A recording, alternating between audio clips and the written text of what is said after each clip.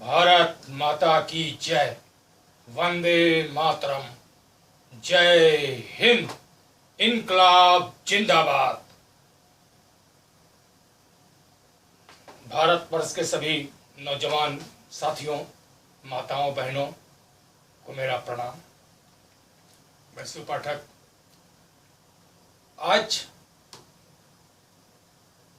बहुत ही दुख है कि कल हमारा एक वीर जवान जिसने आत्महत्या किया, वन रैंक वन पेंशन के मामले को लेकर के दिल्ली में धरना प्रदर्शन कर रहा था और उसने जहर की गोली खा के अपने आप को शहीद कर लिया। बहुत ही कष्ट और दुख है जिसे शब्दों में बयान कर पाना शायद हमारे लिए संभव नहीं होगा। मैं उस सैनिक को, भूतपूर्व सैनिक को, जिसने ये इस तरीके से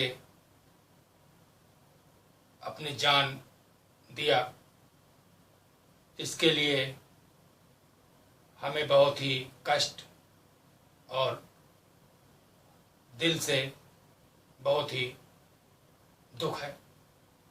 मैं उस सैनिक को प्रति संवेदना व्यक्त करता हूं और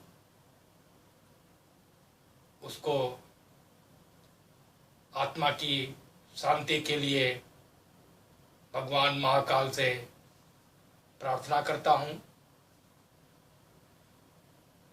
एवं भगवान से मेरी ये प्रार्थना है कि उनके परिवार को ये दुख, असमय आए हुए दुख को सहन करने की मां भगवती कृपा प्रदान करें। दुख इस चीज का है कि पूरी जवानी खपा दिया उसने जो है सेना में, और भारतीय सेना का गौरव बढ़ाते हुए, बॉर्डर की रक्षा करते हुए, और रिटायरमेंट के बाद उसे धरने पर बैठना पड़ा। और उसके बाद अंततः हद तब हो गई जब उसने पेंशन के लिए अपने प्राणों का न्यौछावर कर दिया, सुसाइड कर लिया। सोचने से कितना कष्ट होता है और कितना दुख होता है कि ऐसी स्थिति भी हमारे सैनिकों को देखना पड़ता है। बॉर्डर पर तो वे जान की बाजी लगाकर दुश्मनों के साथ लड़ते ही हैं, और उसके बाद देश के अंदर बैठे हुए राजनेताओं का भिन्न भिन्न प्रकार से बयानों का आना एक अपने आप में अंदर से झकझोर देता है। खैर, मैं उन सैनिकों को सैल्यूट करता हूं कि जिनकी वजह से आज हम भारत के अंदर सुरक्षित हैं, भारत की सीमाओं की वो रक्षा करते हैं रातों दिन। पहाड़ों पे -30 डिग्री सेंटीग्रेड पे भी जो हमारे जवान लेह लद्दाख पे रातों दिन, ठंडा गर्मी, हर मौसम में अपने जान की बाजी लगाते हुए ड्यूटी पर तैनात रहते हैं और दुश्मनों से रक्षा करते हैं। ऐसे सैनिकों के जज्बे को सैल्यूट है, प्रणाम है। परंतु आज उन्हीं बीच का एक वीर सैनिक ने आत्महत्या किया। सिस्टम का फेलियर इसलिए कहा जा सकता है कि उसको बढ़ी हुई पेंशन का फायदा नहीं मिल रहा था, इसलिए वो धरने पर बैठा हुआ था। अभी सुसाइड के बाद में पता चल रहा है, जैसी खबरें आ रही हैं कि उसको लाभ मिल चुका था, लेकिन बैंक की गलती की वजह से उसके खाते में वो धनराशि नहीं जा रही थी। किस तरह का सिस्टम है, क्या है, क्या हो रहा है? कौन सा बैंक कर्मी था? भारतीय स्टेट बैंक की ब्रांच थी, उनके एजीएम, उनके जेएम की तरफ से कोई बयान नहीं आया, न कोई इंक्वायरी हुई। होगा, मान लीजिए अभी तक शुरुआत नहीं हुई तो इसे होना चाहिए। किसकी लापरवाही से, किसकी गलती से, किसकी कमी से उसके खाते में पैसा नहीं जा रहा था, उसको चिन्हित किया जाए और उसको सामने लाया जाए और सारे पैसे की रिकवरी उसी से किया जाए और उसे तत्काल प्रभाव से सस्पेंड किया जाए। सस्पेंड ही नहीं बल्कि उसका निलंबन किया जाना चाहिए और उसके ऊपर जो शहीद हुआ है, जिसने आत्महत्या किया है, उसका भी केस उस बैंक कर्मी के ऊपर शुरू किया जाना चाहिए। ऐसा भारत देश के युवाओं की मांग है। और हद तो तब हो गई जब हमारे पॉलिटिशियन एक हाई वोल्टेज ड्रामा, एक हाई वोल्टेज 480 वोल्ट का ड्रामा करने के लिए खबर मिलती है, उसके बाद शुरू कर देते हैं। कांग्रेस के योग, सुयोग एवं कांग्रेस के पथ प्रदर्शक माननीय राहुल गांधी जी ने अपने कांग्रेस अनुयायियों के साथ जिस तरीके से एक ड्रामा किया, अब कुछ भी कहा जाए, अच्छा किया। हम तो कहेंगे खैर किया, अच्छा ही किया। वो उनकी पॉलिटिशियन की रणनीति है, लेकिन मैं इस तरीके के पॉलिटिशियन की रणनीति को पसंद नहीं करता हूं।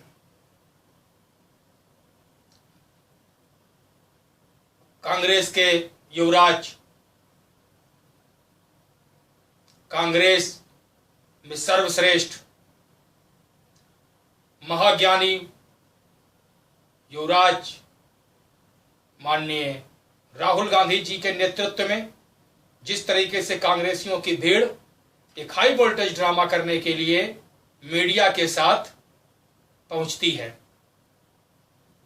कब और कहां? मैं पूछना चाहता हूं कि अगर उनको इतनी ही फिक्र थी उस सैनिक की या उन सैनिकों की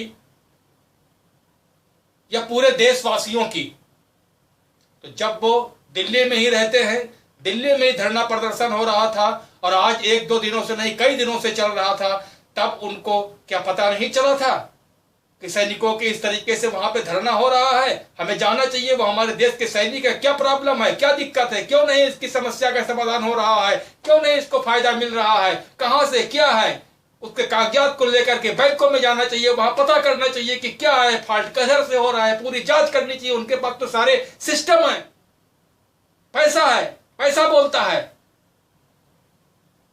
हर तरीके से, जिस तरीके से आज 60 सालों से हिंदुस्तान को जो है राज करके पैसा इकट्ठा किया है, उस पैसे का सदुपयोग कहां किया उन्होंने? हमें तो नहीं दिखता किसी तरह से कहीं सदुपयोग किया हो। और उसके बाद अपने राजनीतिक फायदे के लिए, मात्र राजनीतिक फायदे के लिए एक हाई वोल्टेज ड्रामा मीडिया के साथ पहुंच करके कि टीवी पे जो है हमारा न्यूज आ जाए, इसके लिए परेशान होकर के वहां पहुंच जाते हैं ड्रामा करने के लिए। गिरफ्तारी देते हैं, जानते हैं कि इस गिरफ्तारी में से क्या होगा, छूटना है। गिरफ्तार होंगे, छूट जाएंगे, पब्लिसिटी मिल जाएगी। हिंदुस्तान की जनता बेवकूफ है, बेवकूफ बन जाएगी, वाहवाही होगी, नारे लगेंगे। उसके बाद में जो है हमें जो है छूट जाना ही है, छूट के चले आएंगे। अपना जो है वोट बैंक सीधा हो जाएगा कि हम बहुत बड़े देशभक्त हैं, उस बैंक सीधा हो जाएगा और हम इलेक्शन जीत करके मुख्यमंत्री प्रधानमंत्री बन जाएंगे।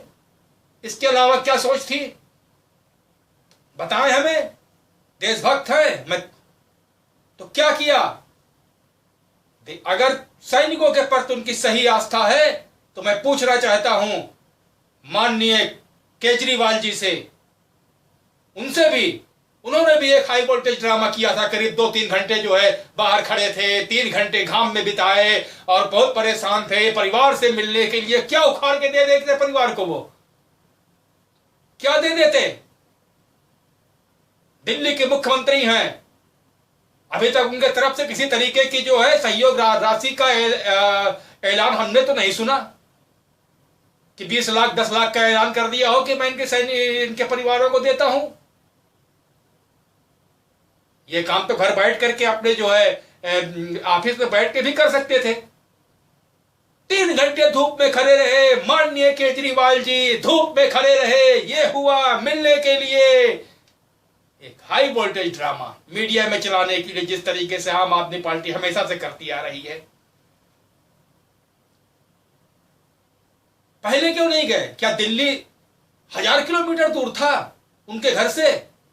जंतर मंतर जहां पे वो धरना दे रहा था कितना दूर था? पहले क्यों नहीं गए वो? उसके बातों के मुद्दों को पहले क्यों नहीं उठाया? आज मीडिया में बने रहने के लिए ये वक्तव्य दिया जा रहा है कि हम बहुत बड़े हमदर्द हैं। क्या है ये? राजनीतिक फायदे के लिए आदमी इतना गिर रहा है, और गिर क्या रहा है वो नहीं समझता है कि बेवकूफ बनाया जा रहा है, दुनिया को, समाज को बेवकूफ बनाया जा रहा है। कुछ उनके साथ वाले जो सोचते हैं कि कुछ करना तो है नहीं, साथ में लगे रहो नेताजी के, कहीं किसी भ्रष्टाचार में या किसी मामले में या किसी दलाली में या कहीं कुछ जो है नेताजी के साथ है तो कुछ फायदा मिल जाएगा।